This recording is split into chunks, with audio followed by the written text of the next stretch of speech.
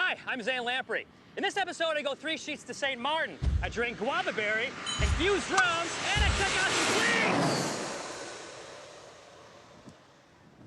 It's a good show. It was close, right?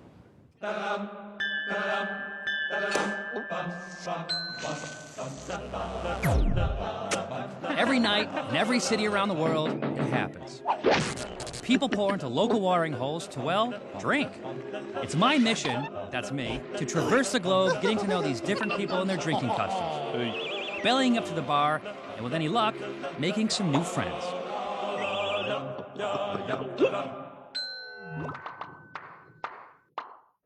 Warning! Even though it's sunny in St. Martin, there's still plenty of ski patrols around. If Steve McKenna and Ski Patrol had a baby with Mr. Bean, this would be it. You know what? Get it out of your system. You'll see more of that later, but first, St. Martin. Located in the Caribbean, it's the smallest landmass in the world to be inhabited by 2 nations. Spelled like this on the Dutch side.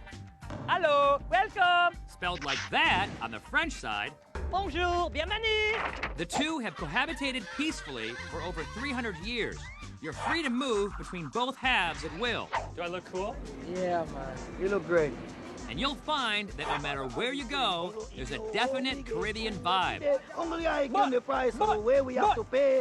Why don't lead us straight? What's your name? They call me DJ Zany Pants. DJ's. Oh, yeah, DJ's. I plan on getting the most out of the island vibe by hitting both sides, which raises an interesting question.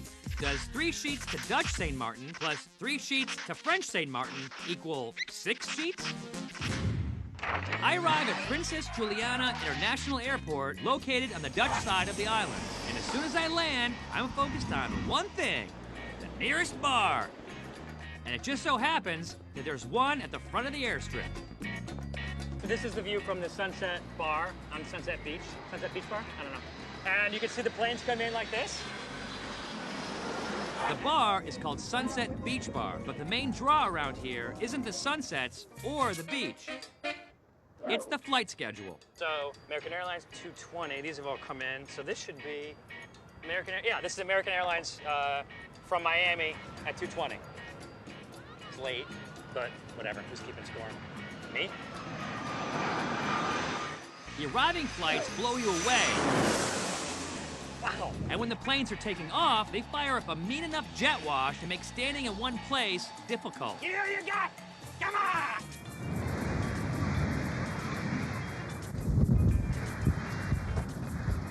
Drinking a beer, even more difficult. And not wearing a shirt, downright painful from the sandblast. Oh. Wow. That hurt. And you have a beer and you watch the flights come in and then you leave. And then you go do fun stuff. I'm gonna do that right now. The fun stuff I'm about to have is still on the Dutch side of the island, in the town of Philipsburg, home of the Guava Berry Emporium. Are you serious? You watch 3 sheets? Yes, I do. So then you understand.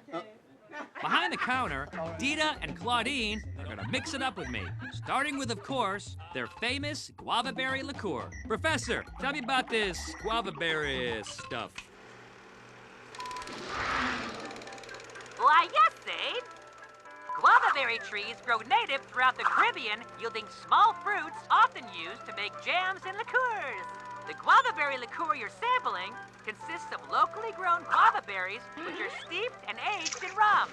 And with the help of an expert mixologist, filtered and tweaked with sugar and water, yielding a 70-proof spirit with a tropical twist. Look, Zane, I saw a monkey. Drink! All right, Professor, I'll drink. But after tossing it back, my hostesses point out that people don't usually drink it straight. And when we have special occasions, we also serve it in champagne. Oh, this is not a special occasion, me being here? Yes, it is. You guys didn't break out the champagne or anything. I mean, Well, a little uncomfortable, isn't it? To assuage my hurt feelings, Claudine offers me another drink. You gonna make a fresh colada? Yeah, we're gonna make a fresh colada. More specifically, a guava berry colada, which includes guava berry liqueur, Some coconut cream, pineapple juice. And that's it. Actually, that's not quite it. Oh, what's this? More guava berry. Make it a little bit stronger. A little bit stronger. In the spirit of the fufu drink, I propose an added touch. Can I float it? Oh, you can float it. We do that all the time. How it tastes. It have to be good. It have to be good. Yummy. When I drink sort of sugary drinks like this, Pinky out. have You to. think this thing Have is- to. Yeah, I know. What if I just had pure guava berry? You grab it. I'm like a man. You know? I did not prep her. It's a fact. It's an international fact. While guava berries are the star of the show here, This is awesome, man. Guava berry. they also make a bunch of other liqueurs. I need more. What's next? There's passion fruit, Wow. lime, spice, mango, and almond. I don't know how we do this. Me? How I do what? Tasting like that. Tasting or drinking? Whatever you want to call it. Okay. Oh. As for the next little number they whip out, It's the love potion. This is to boost up your love life. She gives me passion fruit and you give me love potion number 9? Well, you see, the thing with Claudine, is this. you If the passion fruit didn't do it all, this will. she's not kidding. This stuff is a serious aphrodisiac in these parts. What's gonna happen to me? Oh, this is going to make your life so wonderful. So great. This is. You ever heard about Viagra? No, I mean I've heard of it. Well, I can tell you it does the same work. It does the same thing. And even better. Wow, we gotta find out more about this. Love potion number 9 derives its provocative qualities from an infusion of hard bark from a tree called bois bandé, which literally means erection wood in Creole. The drink is noted for tasting slightly spicy and woody. So next time you're in St. Martin and feeling a little thirsty, ask yourself, do you have wood? It's a good health Cheers. and good love. Yeah. Good heavens. What happens from here on in? It's not your business. Woo! While we're on the subject of suggestive innuendo, You're not gonna park your dinghy in my dock tonight. this bar is called the Dingy Dock. That's Kara. She and her husband own it. And its location on Oyster Pond is the perfect place to bridge the drinking gap between Dutch and French St. Martin. When you walk to the bathrooms, you're on land, so you're on the French side. Okay. But we're on the water, so that means we're on Dutch land because we're on the water. So your drinks are served from the Dutch side, and all of your excrement goes to the French side. Yeah. That's a pretty good deal. Speaking of borders, how did the Dutch and the French come up with the line that this place straddles? Legend has it that back in the 1600s, they planted a French guy and a Dutch guy on one side of the island and sent them walking in opposite directions until they met on the other side. Then they drew a line between the 2 points.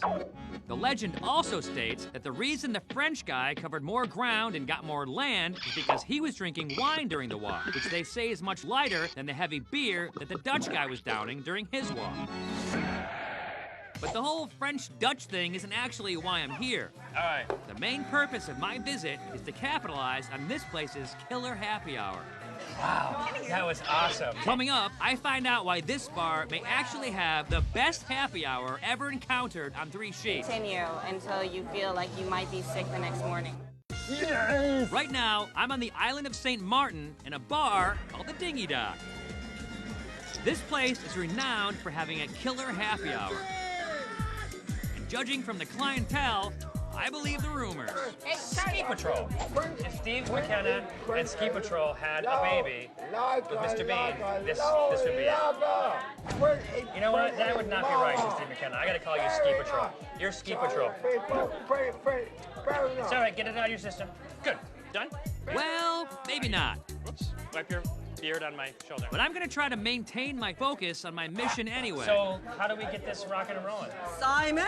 Simon, you're up, buddy. All right, down to business. Notice he doesn't pour my drink? That's because during happy hour, it's up to the customer to decide how strong it is. Start with that, and you continue until you feel like you might be sick the next morning. But that's not the only cost-saving advantage to drinking here.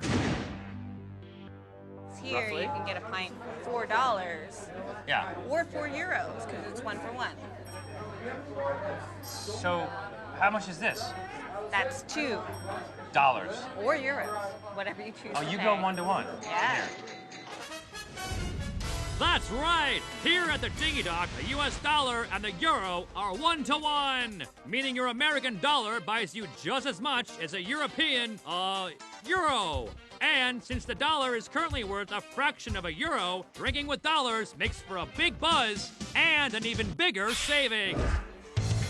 And in celebration of the plummeting value of the American dollar, Simon the bartender joins us for a swig of beer. Drink.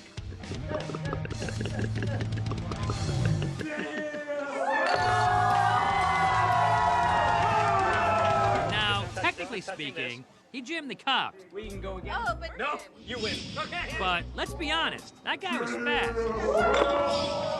As I continue to capitalize on the value of the dollar and the freedom to pour as I wish, it strikes me that I'm only halfway through my island escapade.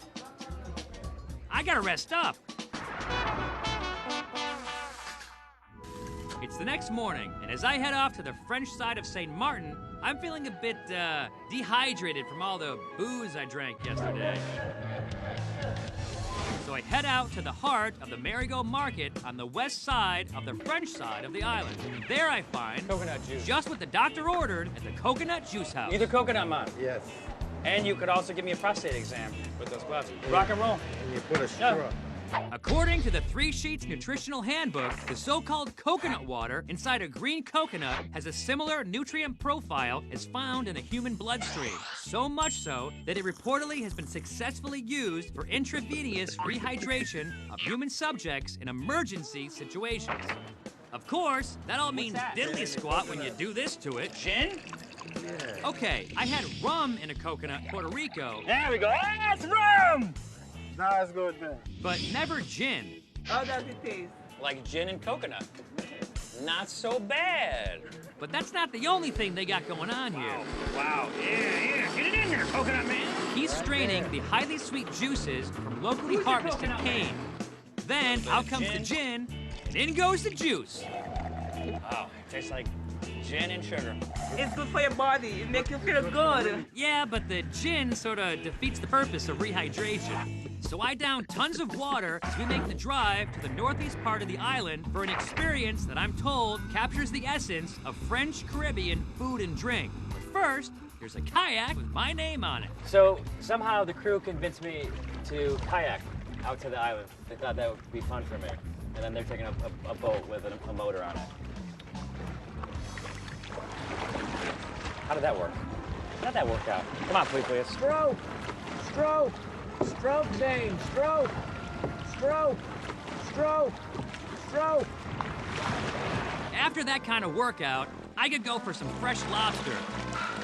That was easy. I'm at the Caribuni restaurant with Eric, the owner. He wants to give me a full-on French Caribbean eating and drinking experience, starting with some traditional French Caribbean liquid appetizers. All the islands from French islands start with the tea punch. Sometimes they start at the morning time. Tea punch, by the way, doesn't have anything to do with the kind of tea British people drink with crumpets. Tea means petit, small. Tea. Yeah, small. Un peu. Un petit peu. It's just some fresh squeezed lime juice, simple syrup, rum, and ice. That is a strong drink. Yeah. Eric says another way to drink tea punch is without ice, in a shot glass with a water back. Holy moly. Not only was that, yeah. Eric tells me there's another liquid appetizer that I must have, what he calls a French mojito, which is fresh squeezed lime wedges, a couple tablespoons of brown sugar, a handful of fresh mint leaves, a shot of rum, and here's the French part. So what's going on? You're adding champagne to the mojito.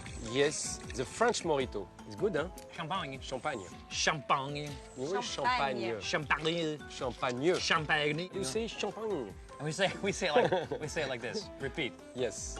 Champagne. Champagne. I'm good, no? After Eric has warmed up our palates with a couple of drinks, Champagne. Champagne. out comes one of the best spreads of seafood I've ever seen. Break it down for me. There's deep-fried codfish fritters. I'm on a diet. I'm trying to lose weight. Yes, that's perfect. Perfect. It's very Light. light. It's almost like 0 calories. Oh, zero. This is it's like celery. Something like that. Fresh shrimp imported from Madagascar. You grill it. Yeah. Wow. Jackie, my cooker from 18 years, he's Wow. working with me, and it's one of the best barbecue man I never met. You ever met? Yeah, ever met. You said never. Ever. Please, thank you. You said never. You said never. You've never met him. yeah, He works. He's been No, here yeah, for 18 years. You've never met him before? Local freshwater river shrimp. People are crazy about that too. What people? These people. These people. I almost stabbed myself with a knife. Local smoked fish. He died because he smoked? No, before he died, he smoked. He smoked. To be And then happy, and after And then he died. he died, and we smoke it Oh, you again smoke him to again. remember. Oh, as a tribute. Absolutely. Oh, that's nice. Yeah, yeah, yeah. And of course, fresh lobster that was alive under an hour ago. And as we fill up on this incredible spread, Eric says no French Caribbean feast is complete without his favorite dessert drink. We should try now the Toto Punch. The so-called tutu punch is made with fresh mango, fresh kiwi, fresh pineapple, banana, dark rum, gold rum, and ice, which is blended into what is basically a rum-spiked smoothie, and topped off with a dash of cinnamon. I can actually taste all of the flavors in here. The mango, the pineapple, the kiwi, and the banana. Absolutely. And then, Eric lets me in on a deep, dark secret. I'm in love with this drink. Really? Yeah. You have a wife, sir. No, I love the drink. I mean. I know, but it's not appropriate. Okay. You know? It's Does your a wife, drink. does your wife know what your Yes. feelings about this drink? Yes, yeah. Famous. I'm loving everything Eric Voilà. serves up here. That's true at all. But I'm told I haven't done French Saint Martin until I've had the Calmos Cafe's rooftop rum. C'est la vie. That's life. That's life, boss. Coming up, what's a rooftop rum? And why are there dead centipedes in this bottle? 5 centipedes alive. Alive, and they're very angry about even being in a jar. Right now, I'm in French Saint Martin, where it's become obvious that everyone drinks rum. That is a strong drink. But I've also noticed that people get very creative with it. And here at the Calmos Cafe, they do so in the form of rooftop rum. Alex, the bar owner, and Jan, the rooftop rum maker, are gonna go drink for drink with me through the different varieties. What is going on? That is what we do on the roof. Okay, here's the deal. They blend equal parts white and gold rum with sugarcane syrup, and then put spices or fruits in there, and allow the jugs to sunbathe on the roof of the bar for 3 weeks to a month. They say this daytime exposure to extreme heat speeds up the infusion process. Can I drink it out of this pickle jar? Yeah. All right, let's go for it. The one we're about to drink is flavored with ginger. Okay, well, I clearly have the biggest shot, but I guess that's appropriate. Okay, you're welcome. There's a little heat coming from the ginger, but it goes down very easy, which brings me to my theory about drinks like this. Man, these are deceptive. When you take these two little bedfellows, alcohol and sugar, and you marry them, you put them in the bed together, they sort of cancel each other out. They're very good friends, and they should hang out a lot together. The only reason they brought out the pickle jar is to show me what rooftop rums look like when being made. But normally, they strain and transfer the mixtures into stylized bottles like this one, flavored with banana and vanilla. Wow. That is good. Holy crap. Yeah. The bartenders continue to fool my palate with deceptively easy to drink rums like this spice one, this mango one, and this pineapple one. But then they whip out their signature Calmos Cafe secret recipe rum. Take it. Easy. Oh my lord. I don't know if it's fufu. I don't know if this is a gentleman drink. I don't know if this is the man hand. It is not fufu at all. You don't have to go like that. Now the question, can I guess the ingredients? Well, I can tell you what's in there, Okay, what do you? but you don't want me to say it. Okay. No. Do I? Very good. Can I know? Yeah.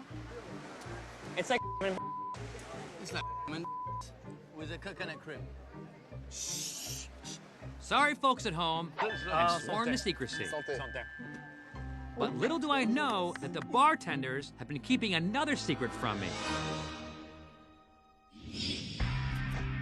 Yup, I drank Viper rum in Belize, oh my God. snake penis wine in Taipei, and this lovely sampling of critter-laden liquor in Saigon. But this is my first centipede booze. This is an insect. Is that it? You know, is it? It's. I think it is. I think it's don't an know insect. exactly. I think it's in the insect family. Actually, according to the 3 Sheets biology manual, an insect is any member of the class Insecta under the subphylum Myriapoda under the phylum Arthropod. And while centipedes are part of the arthropod phylum, they fall under the subphylum Hexapoda in the class of Chilopoda. Phylum? Kingdom? Let's just call it a bottle of rum with some dead bugs in it. You put 5 centipedes in 5 here. centipedes alive. Alive, and they're very angry about even being in a jar. Only because they fight not to get killed, so they drown. And Then you when pour they you pour rum, drown, yeah. they just spit their poison into the rum. You know what they always say? There's nothing like a shot of rum spiked with centipede poison on a hot Caribbean evening. It's not bad enough that it has 5 dead bugs in it, but it has their venom in it as well. And even though we're in French Saint Martin, they don't say santé when drinking this. Bon chance. Bonne chance. Bon chance. Good luck. Thanks. Nice to meet you. Nice to meet you. Bye-bye. Bye.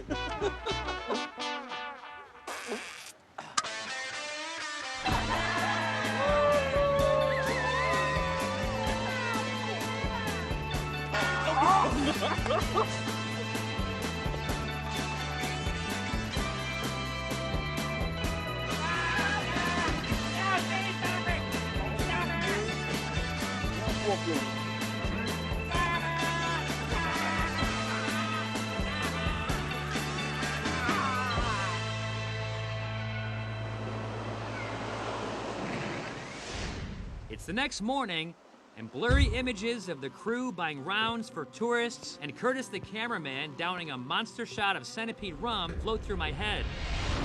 It's times like this that I'm thinking the only way to treat this hangover is with an adrenaline kick.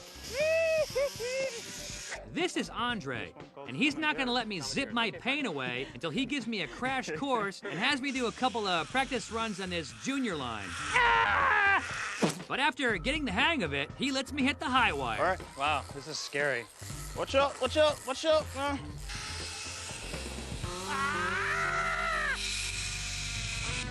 St. Martin. Whether you're on the Dutch side, Cheers. Cheers. And good luck. Yeah. Good heavens. the French side, Champagne. Champagne. Champagne. or face to face with 5 dead bugs and a bottle of rum, Nice to meet you. Bye-bye. Bye. you can always zip line your cares away. Curtis, I can't stop! I can't stop! What is it? It's a man monkey. A man? Is it maybe a man key? Monkey. Monkey. Okay. Them. Ah, damn, no, I haven't met you yet. Hello, how are you? They're very nice people. Yeah, Many of them right now are watching in their underwear. Ah, You are the best person I've ever interviewed. I find you titillating. Absolutely titillating. So, it's not my hand, it's the puppet's hand.